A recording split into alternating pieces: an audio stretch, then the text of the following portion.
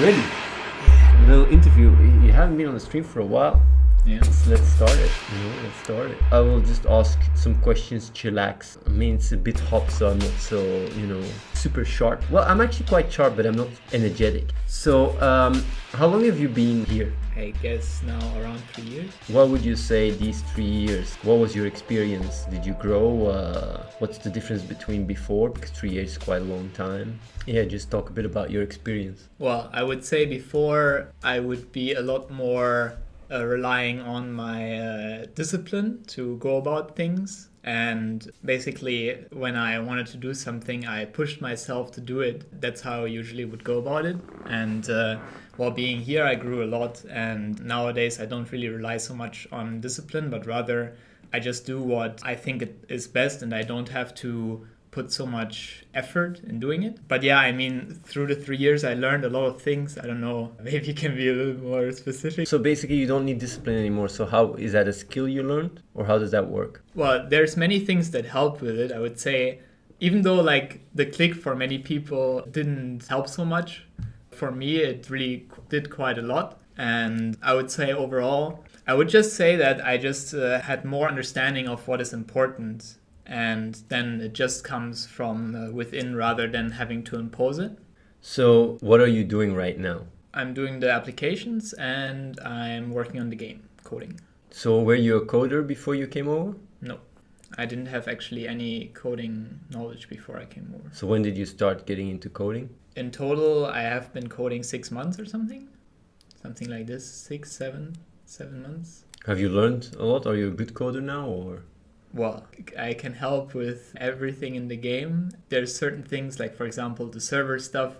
If tomorrow you tell me like, yeah, I should work on that, it would take me quite some time to get into it. It's just about experience. Like I've learned that you can actually, when you put your mind to it, learn anything. And have you been forced to do coding?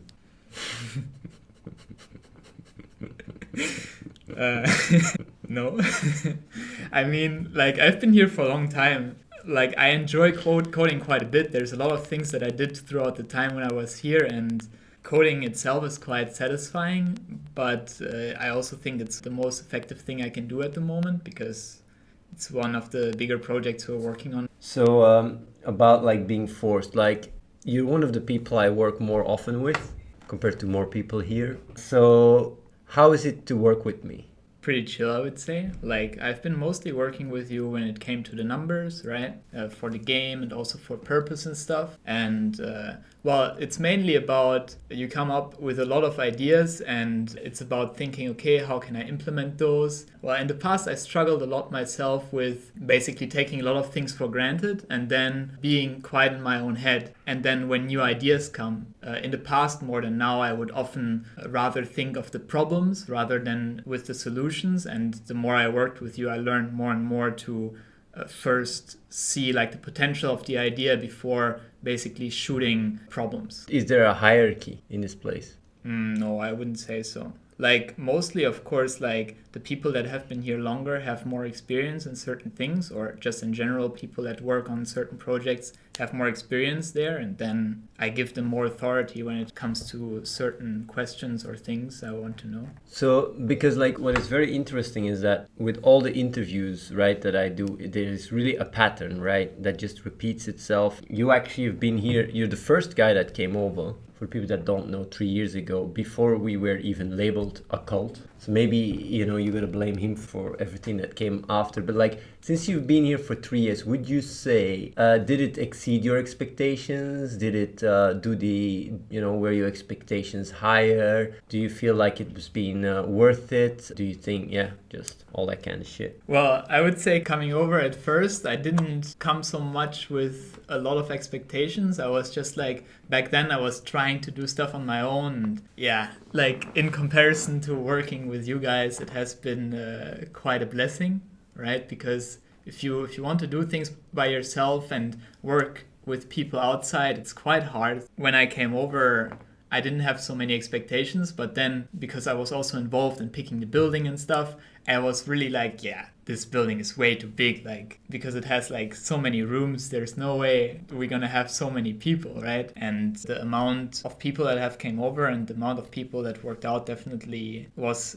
more than I expected. But yeah, I also get very used to it very quickly though. It's like now I'm used to having 20 people that work together, and when someone leaves that has been here a long time, it always comes as quite a disappointment, because I trust and rely on those people, and I take these things very quickly for granted. Is there anything that you would do better in my shoes? Is there anything you disagree with? No. I know that I've been thinking about in the past more than now, like what we can do and what we can improve, and it's very hard to be in your shoes to begin with, because it's a lot of responsibility, and I lack the experience and the bigger picture to even take all these things into account that you deal with every day. I'm busy with something that is quite isolated, and I don't have so much bigger picture overview. So personally, I wouldn't want to be in your shoes, because it's a lot of responsibility, and I don't think I could improve anything. But yeah, in the past I've disagreed with certain things, and then I talked to you about it, and I would say most times, if not all of the times, I've kind of understand where you're coming from. How were these conversations? Was I bullying you? No.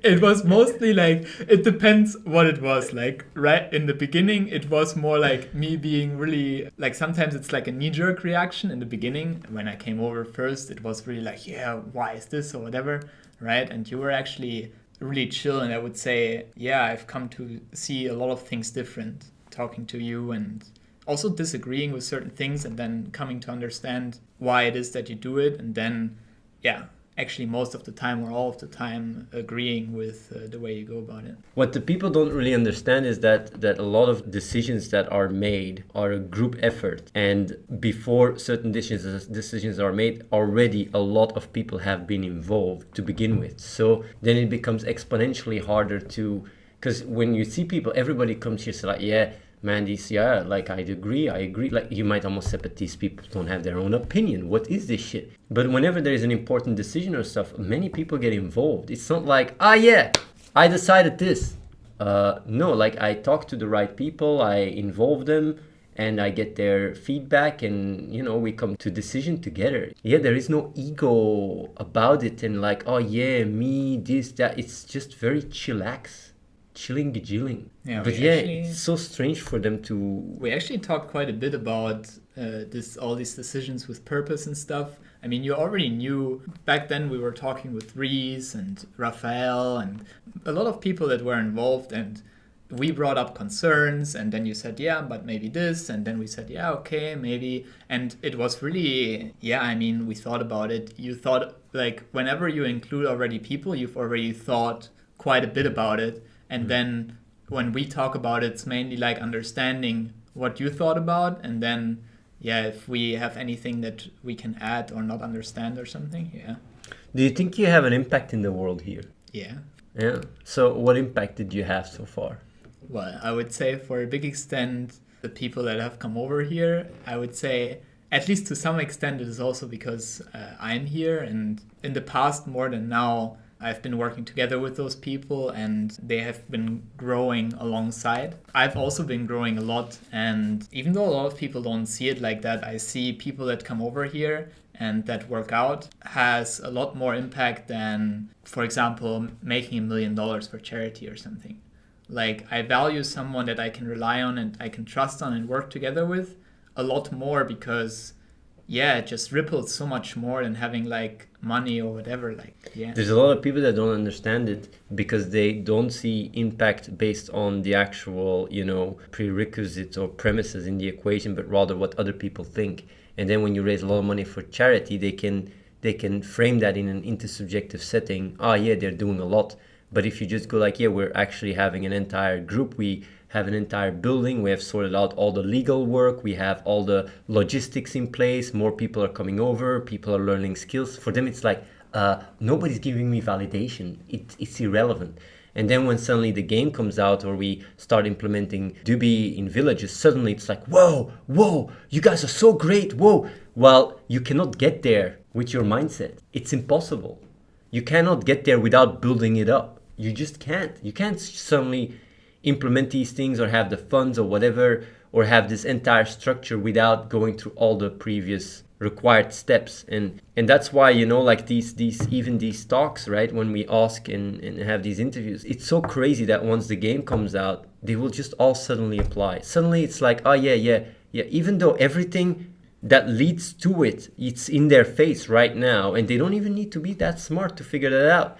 It's just like potatoing watching the stream. Well, I can say one thing. Everybody that applies after the game comes out and after we're successful in the intersubjective reality, they will have a lot harder time to get accepted, because you will still talk to me and you will have to answer why you didn't apply earlier. And it's very hard to bullshit me. So you see, he's the guy, you know, with the shtick. I'm just chilling, you know, like he's the guy going through all the applications. If you want to, you know, manage to get over, you got to be nice with Ricardo. Like, I don't generalize, right? If you're right now already doing something that is impactful and things like this, okay, like then I go like, okay, maybe before you didn't really believe, whatever, right? But if you're not doing so much right now, but you want to do something, then I would apply rather now than afterwards, because afterwards, yeah, you will have to compete also with other people, you know, like we have limited space and people might apply that are more successful also. You know, like people like Feder that already have more experience and stuff. I think if the game is really a big success and we start getting media and stuff, like I think we would really be surprised with the amount of quality applications we would get from people really going like, whoa, what you guys are doing is really amazing. And definitely once we start having projects in third world countries where we show the good that we're doing in a pure way, I really think we could become a very, very powerful, pure organization that really does a lot of good around the world. But yeah, like people just, you know, they, even though you say this, they don't feel it. And as a result, they don't think it's real. It's like, you know, today what happened? The guy said, like, I said, are you a vegan or a vegetarian? You know what he said? He said, I'm a freegan. And a freegan is like a vegan only if he's forced to eat meat. What? I'm not even making this shit up. He's only up. vegan? Like, he's only not vegan when he's forced to eat meat. So when is he forced? When the environment tells, like, puts the food, the meat in front of him. So then he is forced. Well, he has to, because else he has to say, sorry, I don't want to eat the steak. Damn, son, that's really... I was thinking like, yeah, he's not a vegetarian, but then he was vegan. I said, actually, maybe that's even better than vegan. Freegan. I will say something about vegetarian and veganism. Like, I'm not gonna go full vegan on you guys, because I know, like, vegan is also... But vegetarian, right? You watched the video on Bashir's channel, right? That's how I turned vegetarian. I was already at home a year, I think, before I came over, I was vegetarian. You watched that video, right? And if you think about it and you care, right, about the world and your actions and consistency, then I think it is quite a no-brainer to start eating vegetarian. And people that don't have that, yeah, you either have... Because it can come from both sides, right? The emotional understanding or the rational understanding. So if you have either of those developed to a certain extent and you watch that video and you don't go vegetarian, then you gotta ask yourself why that is. And I went vegetarian, by the way, at my parents' home. Like, they were still eating meat. Like, it's my decision, and I think everybody that lives at home, it's not an excuse to say like, yeah, it's what my parents cook. Like, well, talk to your parents. If they're really against it, then maybe find a different way to, this is something that you do if you have a certain understanding and certain honesty towards yourself. People will still, you know, come up with their own rationalizations, because that's what they do. What do you think about the game, by the way? I think it's really good. Like, because I've seen some of the mobile... I haven't played so many of the mobile games in the top 100, right? But if I compare our game to games in the top 100, the game has a really good shot at being top 100. I think it's really good. Ricardo, what were the main important things you disagreed with? I would say the biggest disagreement I ever had here was the end justifies the means. Well, it was not really the biggest, but it was a very fundamental one, because I always believed that the end don't justify the means in certain cases, right? Like, depending on how far you go, and there's just certain things that are wrong, right? That's what I believed before. And we had a conversation about it. Basically, the way I see it now is, if you define the end correctly, basically if you define it as, for example, moving humanity forward, and whenever it comes to something that is quite extreme, like when it comes to, like, for example, anything that would hurt anyone, for example, you have to be extra skeptical. Like, if you, for example, consider doing something that would hurt someone else, like, for example, with this purpose stuff, right?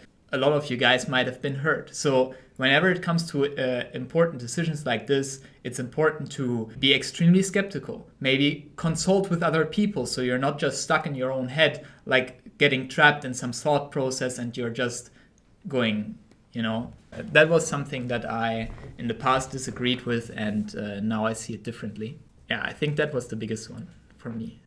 What's the most common thing that makes you reject applications? The most common thing, like before I talk to them, right? The most common thing is, of course, if they cannot stay here for an extended period of time. Like, a lot of people that apply from America, for example, or from different countries, they just can't come over because right now we prioritize people that can stay here for basically unrestricted, like they're not limited by visa. But if I talk to people, the most common thing is, I would just say, the way they come across. Like, so many times, it's not so much what they say, but how they come across. And of course, then I ask further questions and stuff. But the face cam and the way people talk does so much for me. Like, and I don't care so much about social anxiety. For everybody that listens and feels like, oh no, I need to come. No, I don't care about that. Like, people that are insecure, I don't mind. It's mainly people that come across fake.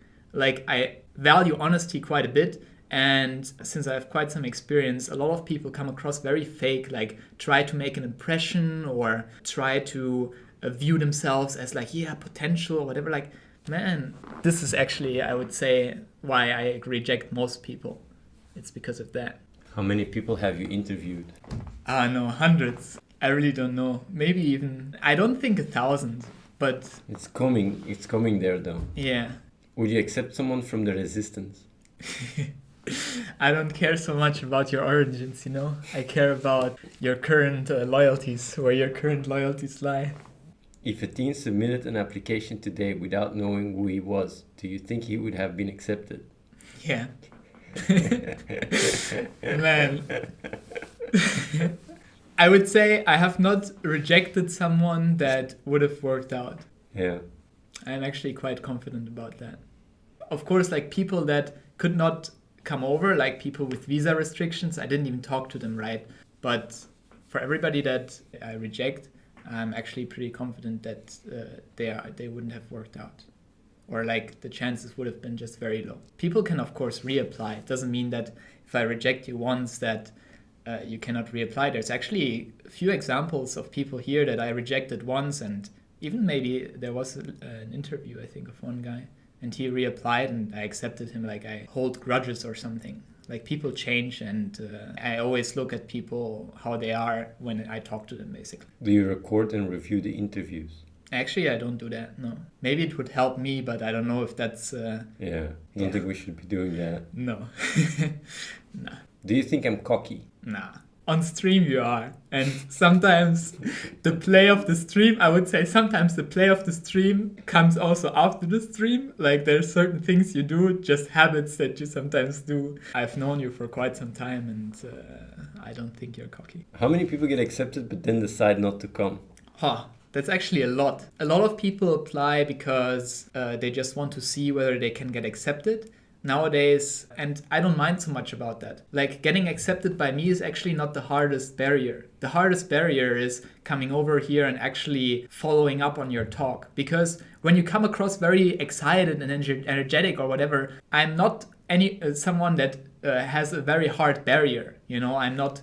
The hardest barrier is coming over here, and a lot of people actually apply and don't end up coming over. Like, nowadays I tell people, talk already to your parents, because before, man, so many people talk to their parents and then it's like, yeah, I talk to my parents or they don't even get back to me, right? That's the reason why I don't come over, because of social pressure and stuff. And nowadays I just talk to people before, like, yeah, did you talk to your parents?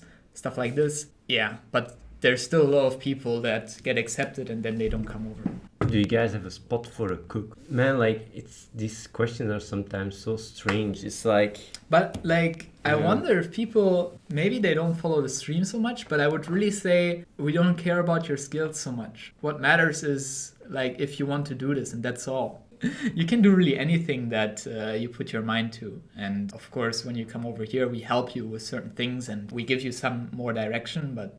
Does Dana help you a lot with the applications, or you are going through the bulk of it? Well, nowadays we actually have a nice workflow. I go through all the applications myself, and the ones that don't get a visa and they still apply, well, Dana rejects them, but also Dana does basically, people that get rejected, she does a lot of that. Saves me a lot of time. But aside from that, most of the application stuff I do nowadays. Unless they send emails, I guess. But people that use the form, I read all the forms myself. Most special applicant you talk to? Most special? Man, I don't even know what this guy keeps spamming that question. Special in what way? I would say in terms of potential, there's a few people when I talked to them that I knew that they would work out or they would have a very high chance to work out. I also talked to a lot of, well, I wouldn't say crazy, but special in different regards people, and I've seen quite some stuff.